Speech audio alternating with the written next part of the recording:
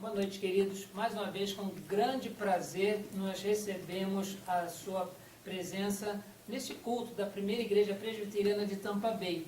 Essa igreja é campo missionário da igreja presbiteriana Jardim das Oliveiras, do presbitério de Magé, no Rio de Janeiro. Nós estamos aqui no estado da Flórida, Estados Unidos, desde fevereiro de 2014. Um ano e 8 meses de trabalho aqui, onde temos experimentado as dificuldades do campo missionário, mas para cada dificuldade nós também temos visto Deus abrindo portas e mostrando o caminho por onde nós devemos seguir. Nós estamos felizes, satisfeitos, não apenas com você que nos assiste pela internet, na nossa página do Facebook, mas também as pessoas que estão aqui conosco. Estamos felizes com a sua participação, o seu apoio e contamos sempre com a sua oração. Nós gostaríamos de compartilhar com os irmãos a respeito de mais uma porção da Palavra de Deus, porque, como temos mencionado, durante todo esse ano, nós estamos refletindo sobre meios de crescimento no nosso conhecimento de Deus e na graça que temos recebida. E hoje, com base nas Escrituras Sagradas, nós vamos ver onde nós mais podemos crescer no conhecimento de Deus e na graça que temos recebido dele. Para isso, eu convido os queridos para que abram as suas Bíblias e acompanhem a leitura da Palavra de Deus conforme se encontra na Epístola do Apóstolo Paulo aos Filipenses, no capítulo 2, e estaremos lendo do verso 1 ao verso 4. Filipenses, capítulo 2, verso de 1 a 4.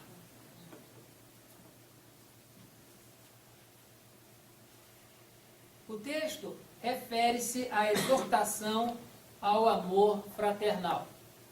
E o registro do apóstolo Paulo assim nos diz: se há, pois, alguma exortação em Cristo, alguma consolação de amor, alguma comunhão do Espírito, se há entranhados afetos de misericórdia, completai a minha alegria, de modo que penseis a mesma coisa, tenhais o mesmo amor, sejais unidos de alma, tendo o mesmo sentimento. Nada façais por partidarismo ou vanglória, mas por humildade, considerando cada um os outros superiores a si mesmo. Não tenha cada um em vista o que é propriamente seu, senão também cada qual o que é dos outros. Queridos, quando o apóstolo Paulo ele faz esse registro, havia uma necessidade. Embora nós entendamos que essas epístolas foram escritas para a igreja, toda a igreja também, no seu crescimento e na sua vida, ela precisa lembrar sobre o Deus a quem serve e como conviver com as pessoas que estão ao seu redor. Se nós pudermos lembrar, no livro do Gênesis, quando Deus criou o homem e determinou que ele desse nome aos animais, Adão foi nomeando todos os animais que vinham à sua presença, e o registro diz que Deus viu que não era bom que o homem estivesse só. É claro que nós entendemos que esse contexto refere-se à união conjugal. Deus fez Eva para completar em Adão a sua vida, ele ser como ajudadora idônea. Mas se nós observarmos também dentro desse contexto, quando Deus diz que não é bom que o homem esteja só, menciona que é necessário que haja outra pessoa para que haja um relacionamento. Nós vivemos em sociedade, o ser humano é um ser social. A nossa sociedade começa na família e a família ela é a célula máter da sociedade. Nós não podemos fazer nada sem que dependamos de outra pessoa. E as pessoas também dependem de nós. Por exemplo, se nós estamos aqui em São Petersburgo, na St. Pete Presbyterian Church, é porque alguém cedeu esse espaço para nós. Alguém construiu as paredes, alguém colocou as cadeiras, alguém providenciou a iluminação. Todas as pessoas também têm a oportunidade de contribuir para que as contas sejam pagas. E nós vivemos assim envolvidos em um relacionamento social. Mas quando nós falamos de igreja, o relacionamento não é apenas social, é um relacionamento fraterno, onde o termo mais adequado refere-se à comunhão. A primeira vez que podemos observar esta palavra, nós podemos voltar no livro de Atos dos Apóstolos, quando mencionava como viviam os cristãos naquela época. E no capítulo 2, a partir do verso 42, nós veremos que não é apenas uma questão de contexto social. É um contexto fraterno, é uma atitude que pessoas que creem em Jesus, que foram regeneradas pelo Espírito Santo, que adoram a Deus, é assim que as pessoas vivem. E diz assim, Atos 2, a partir do verso 42, e perseveravam na doutrina dos apóstolos, na comunhão, no partir do pão e nas orações. Observem a palavra comunhão ali e vamos ver como é que isso se desenvolve. Em cada alma havia temor, e muitos prodígios e sinais eram feitos por intermédio dos apóstolos. Todos os que creram estavam juntos e tinham tudo em comum. Vendiam as suas propriedades e bens, distribuindo o produto entre todos à medida que alguém tinha necessidade. Diariamente perseveravam unânimes no templo, partiam o pão de casa em casa, tomavam as suas refeições com alegria e singeleza de coração, louvando a Deus e contando com a simpatia de todo o povo.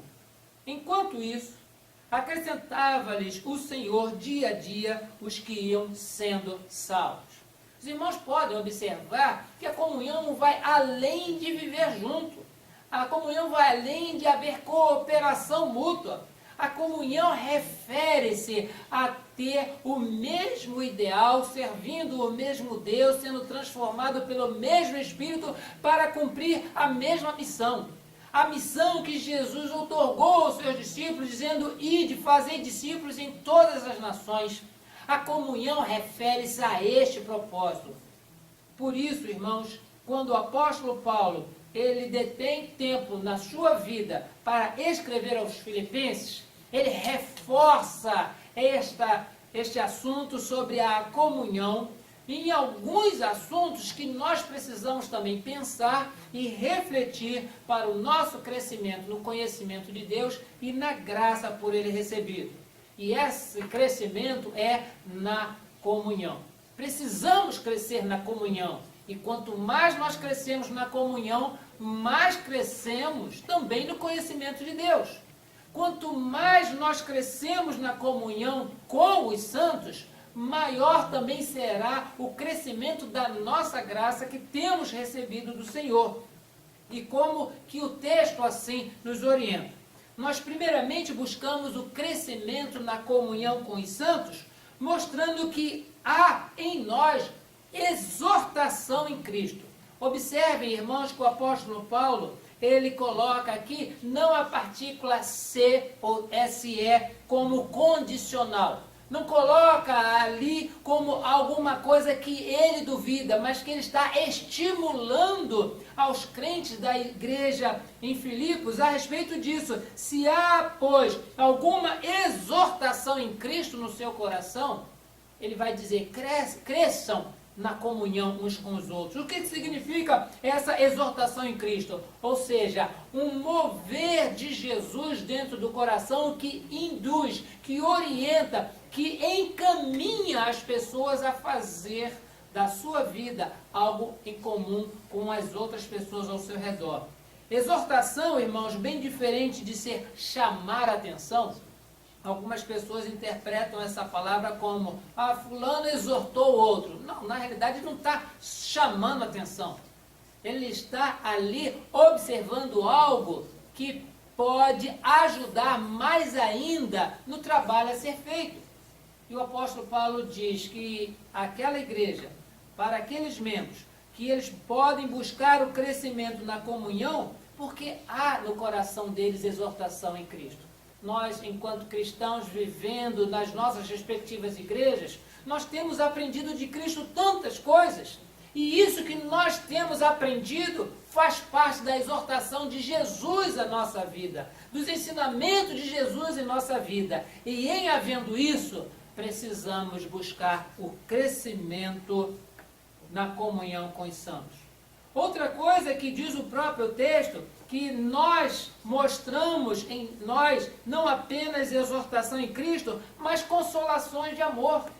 Pessoas que vivem somente para reclamar, para maldizer ou para chamar atenção, agindo como pessoas iracundas, como pessoas ranzinzas. O Evangelho é um Evangelho de amor e não existe lugar onde nós queremos ver mais amor do que dentro da igreja, na comunhão dos santos. Só existe comunhão se existe consolação de amor. Se há um lugar onde eu não encontro amor, ali não vai ter comunhão. Uma coisa básica na vida. Por que as pessoas retornam à nossa igreja? Será que é só por causa do cafezinho depois do culto? É muito comum no Brasil, né, depois do culto, ter ali um momento de confraternização, e as pessoas comem, conversam, mas as pessoas precisam voltar porque vem amor entre os irmãos. E o amor é uma característica dos discípulos de Cristo. Vamos observar que quando Jesus, ele escrevia, quando ele pregava para os seus discípulos, João, que é também conhecido como o discípulo amado, ele faz o registro lá no Evangelho, que tem o seu nome no capítulo 15, verso 12, a respeito de amor, onde Jesus ele recomenda que nós devemos amar-nos uns aos outros da mesma forma que ele nos tem amado. Amai-vos uns aos outros assim como eu vos amei. E quando Jesus fala a respeito disso, diz que a consolação do amor faz com que nós experimentemos comunhão. Sim, irmãos, o amor, ele consola. O amor, ele não escraviza. O amor, ele não exclui. Pelo contrário, o amor congrega, o amor atrai. Por isso o apóstolo Paulo diz, se há alguma exortação em Cristo, consolação de amor, ele vai também mencionar nesse versículo que nós buscamos, experimentamos o crescimento da comunhão, quando esta comunhão, ela vem do Espírito. Não vem dos meus interesses. Se existe alguma coisa que nós sabemos muito bem na nossa experiência, é que muitas pessoas agregam ao grupo, seja ele qual for, inclusive as igrejas, porque tem outro interesse que não seja motivado pelo Espírito. Aliás, uma coisa que nos deixa muito triste é que com o aparecimento de certos grupos religiosos que se autodenominam evangélicos, muitas pessoas vão ali porque têm interesse de enriquecer, tem interesse de recuperar a saúde, tem interesse em aumentar os seus bens pessoais, porque o evangelho da prosperidade, ele tem sido pregado muito facilmente nesses grupos.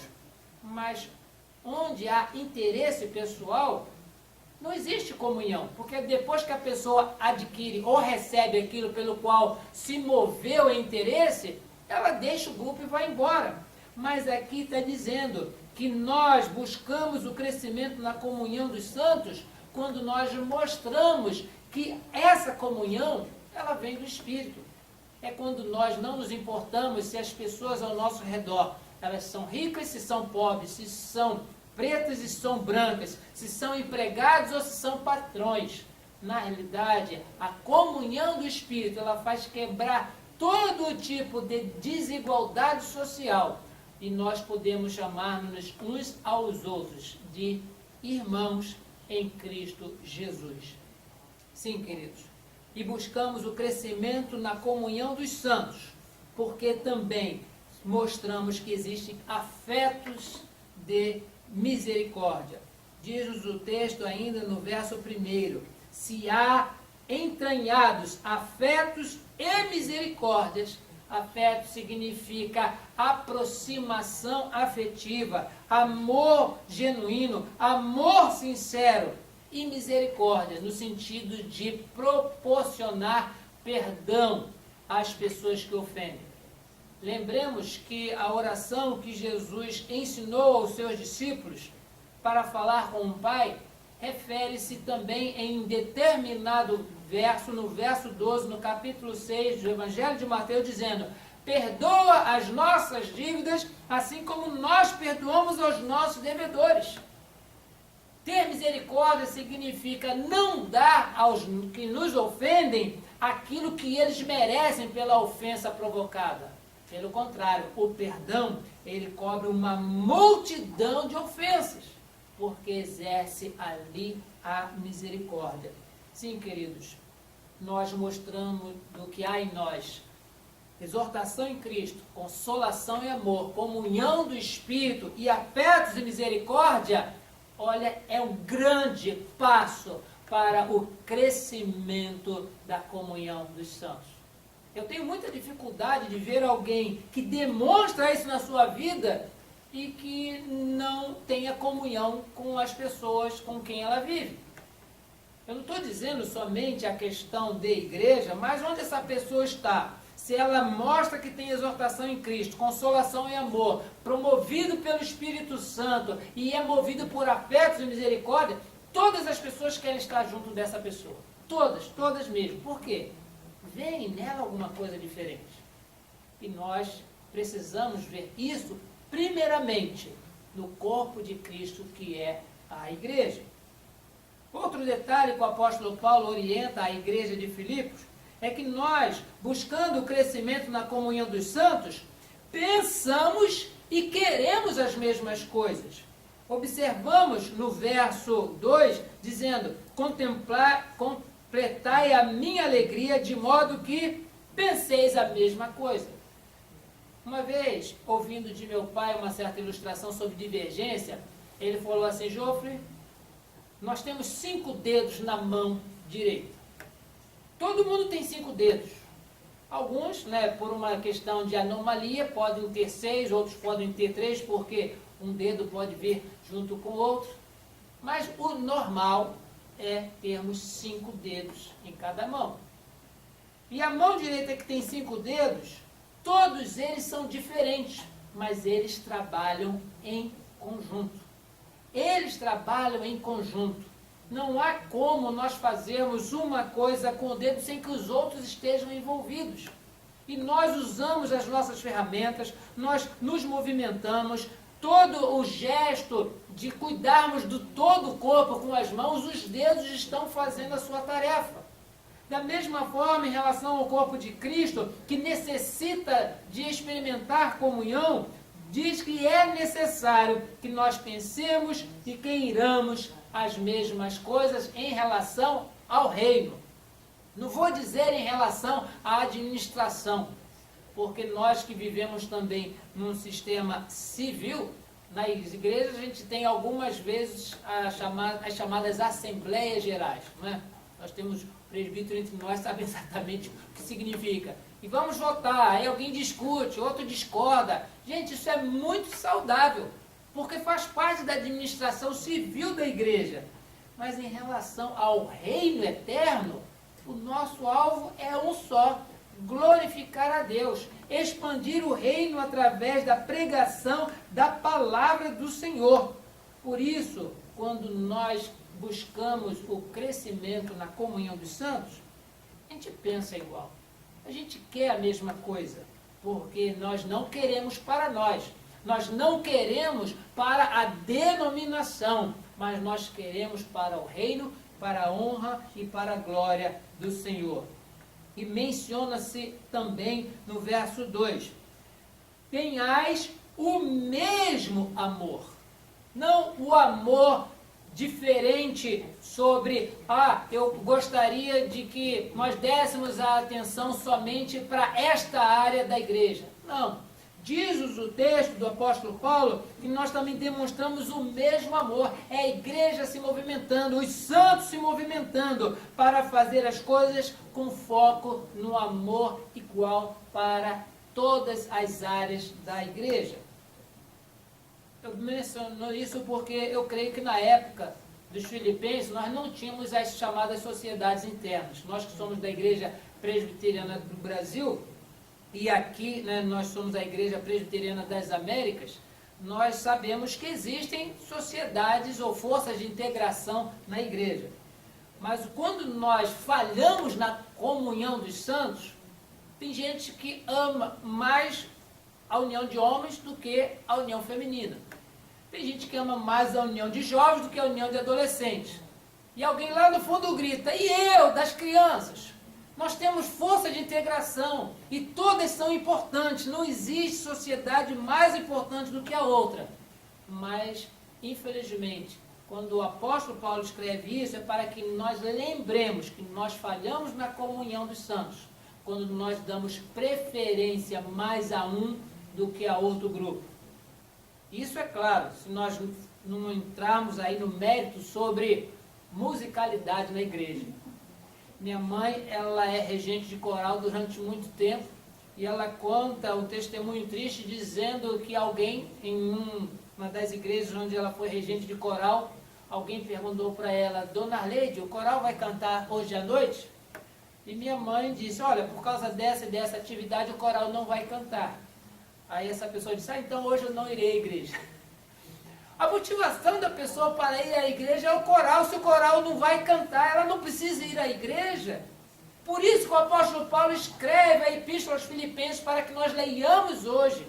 É necessário que nós tenhamos o mesmo amor na igreja para todas as sociedades. Temos amor a Deus para o pregador, independente de quem seja.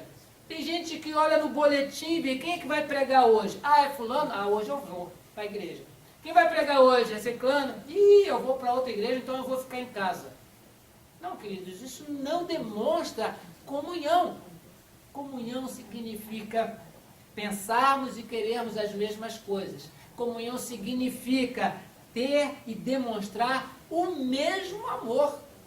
Porque isso não depende de nós. É algo que o Senhor nos envia para que nós possamos usufruir. E é como se nós estivéssemos reclamando de Deus, dizendo, Senhor, o Senhor tem que olhar mais para aquilo que eu gosto. Pelo contrário, irmãos, uma vez no corpo, cada membro faz aquilo que o cabeça ou a cabeça elabora para que todo o corpo seja edificado. Sim, queridos, e diz ainda, para o nosso crescimento, que nós devemos ser unidos de alma e tendo o mesmo sentimento. Na realidade, muitas coisas aqui sugerem uma redundância, mas cada ponto trabalha numa área específica, no sentido de que se fala sermos unidos de alma, não é algo apenas de aparência ou de sorriso. A pessoa diz, tudo bem, pode contar comigo, mas no coração está dizendo, mas eu gostaria que fosse outra coisa. É muito difícil a gente imaginar isso, mas a Bíblia diz que enquanto corpo de Cristo, nós devemos trabalhar em comunhão. E a comunhão dos santos significa respeito, amor, unidade do sentimento, unidade no propósito, unidade na missão, unidade nos laços de afeto, nos laços de misericórdia. A comunhão dos santos é algo que precisa estar sempre em crescimento, em detrimento da divisão. Porque o contrário de comunhão é divisão. O contrário de comunhão é dissensão. O contrário de comunhão é discórdia. E todo o reino de Deus, trabalhado e orientado pela palavra do Senhor, nos requer viver em comunhão. Sim, queridos, quando nós agimos assim, nós crescemos no conhecimento de Deus, porque Deus fala a nós através da comunhão dos santos. Deus nos ensina, Deus nos faz desenvolver na graça recebida para a salvação, mas a graça também recebida para a convivência fraterna no meio do povo de Deus. Ainda, o apóstolo Paulo diz que nós, para crescermos na comunhão dos santos, nós também não devemos fazer nada por partidarismo. Devemos agir por humildade e considerando sempre os outros superiores a nós. Mas, pastor, alguém dirá, isso é muito difícil. Eu falei, sim, é difícil. Por isso que Jesus teve que ensinar aos seus discípulos a humildade quando ele mesmo lavou os pés deles. E numa situação um tanto inusitada, nós vemos no texto sagrado que Pedro, ele relutou dizendo, não, Senhor, o Senhor não pode me lavar os pés. O Senhor não vai me lavar os pés. E Jesus, já conhecendo o coração de Pedro, falou, Pedro, se você não me deixar lavar os seus pés, você não tem parte comigo. Pedro, para remendar aquilo que ele tinha falado de forma imprópria, disse, não, então tudo bem, lava o pé, lava a mão, lava a orelha, faz todo o serviço. Jesus disse, não, não é disso que eu estou falando, Pedro, não estou falando de asseio, não estou falando de higiene. Eu estou falando a respeito do exemplo de humildade. E nós, infelizmente, convivemos em um meio onde, por causa do pecado, ainda na nossa natureza humana, nós fazemos da nossa igreja, fazemos do nosso ambiente de comunhão, um ambiente de rivalidade pelo poder, rivalidade pela atenção. Infelizmente, também da minha experiência, um colega que, pela imaturidade e, de repente, pela falta de uma orientação mais objetiva, aquele irmão, ele foi, pela Assembleia, eleito para o cargo, para a função e para o ofício de presbítero. E até então ele era muito amigo, abraçava todo mundo, brincava, ria, tudo dentro da ordem, da decência.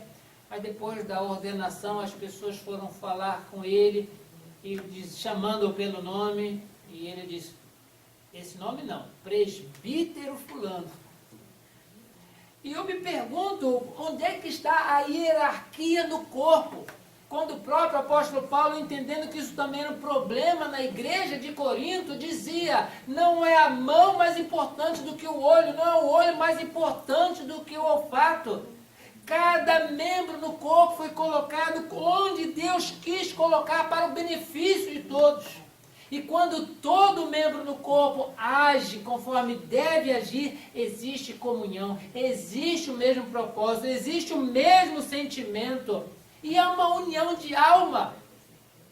Mas, infelizmente, nas igrejas existe concorrência por causa de imaturidade. Existe rivalidade pelo poder por causa de imaturidade. E muitas pessoas se consideram senhores e não servos. A função pastoral é ser um membro da igreja na função da docência. Um pastor nunca é superior ao presbítero, que é superior ao diácono, que é superior às irmãs da SAF, não existe superioridade na igreja. Isso é algo certamente herdado do catolicismo romano, quando nós sabemos que existem passos de ascensão. É o diácono, que é frei, que é padre, que é bispo, que é arcebispo, que é cardeal e virou papa. Por conta dessa incompreensão, hoje nós vemos na mídia evangélica pessoas que foram ordenadas para o ministério pastoral, demoram trechinhos, já é bispo, e a quantidade de apóstolos que nós temos é uma coisa absurda.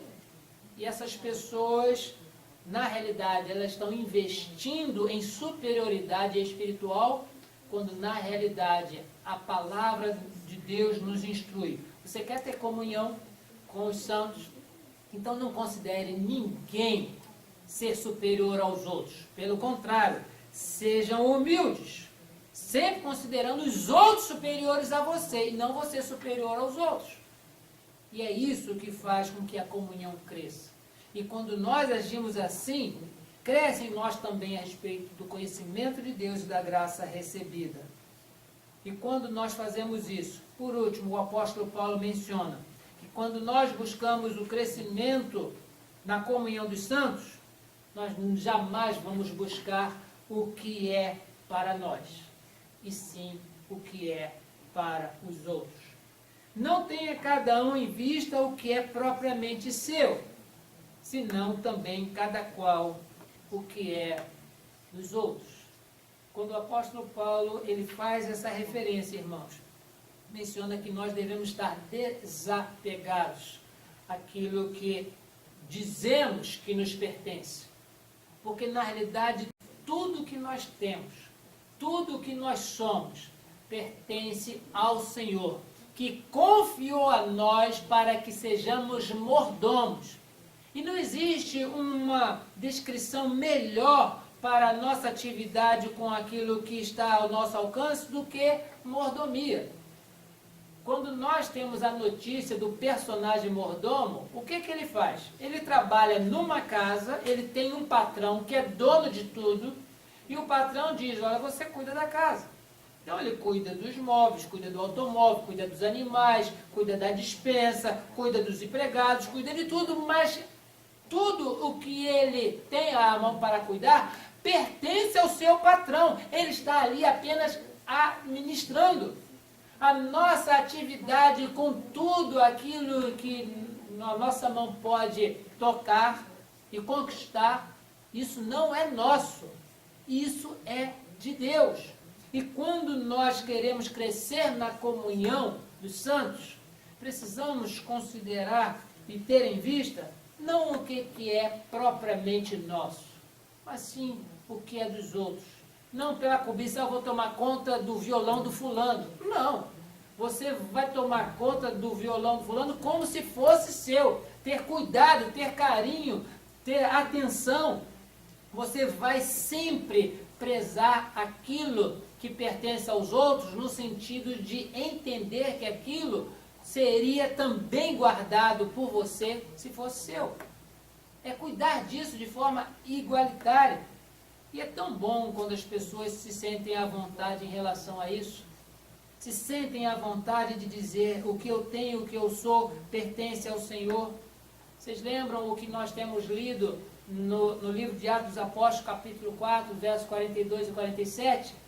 Diz que ninguém considerava seu aquilo que possuía. Pelo contrário, as pessoas tendo muitas propriedades vendiam e colocavam o valor aos pés dos apóstolos.